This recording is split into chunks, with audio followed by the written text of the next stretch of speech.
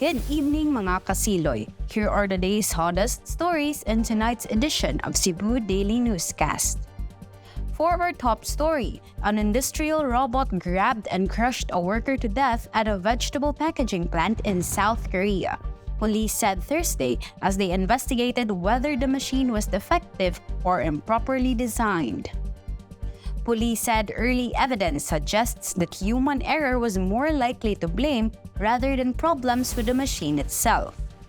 However, the incident still triggered public concern about the safety of industrial robots and the false sense of security they may give to humans that increasingly relies on such machines to automate its industries.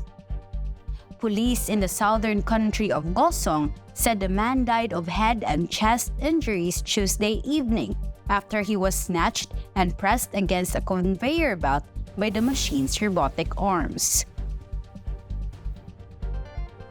Meanwhile, the Bureau of Immigration said an American national was permanently banned from entering the Philippines after showing rude conduct and putting false and profane information in the e-travel system. The agency identified the foreigner as Anthony Joseph Lawrence, who arrived at the Ninoy Aquino International Airport on Tuesday, November 7. Bureau of Immigration Commissioner Norman Tencinco said Lawrence was reminded to fill out the e-travel form upon arrival at the airport, but the foreigner allegedly showed aversion.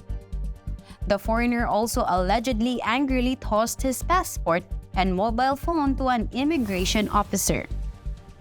The e-travel system was designed to replace paper-based arrival and departure cards, and it must be filled out at least 72 hours prior to the arrival in the Philippines, according to the agency. On the local front, the legal counsel of the previous MCWD Board of Directors called out Cebu City Mayor Michael Rama to reinstate the former directors back into office. Lawyer Amando Vergil-Ligutan, legal counsel Augustus P. Jr., Ralph Sevilla, and Cecilia Adlawan held a press conference this morning to address a significant development in the Metropolitan Cebu Water District. Ligutan said that the puzzle has been solved now that the Office of Government Corporate Counsel, through lawyer Rogelio Quevedo on November 9, declared in his letter that the mayor of Cebu City cannot terminate the MCWD Board of Directors. Ligutan said that if Rama wants to adhere to the rule of law, the mayor must do what is right, end this madness in MCWD, and correct the wrong committed on Directors P, Sevilla, and Adlawan. Finally, Cebu City Police said they will be investigating an alleged sexual harassment wherein a man was seen in a viral video touching a female victim's private parts in Barangay Sambag Uno. According to Police Lieutenant Colonel Janet Rafter, Deputy Director for Operations of the Cebu City Police Office, the alleged harassment took place on the evening of Monday, November 6, 2023.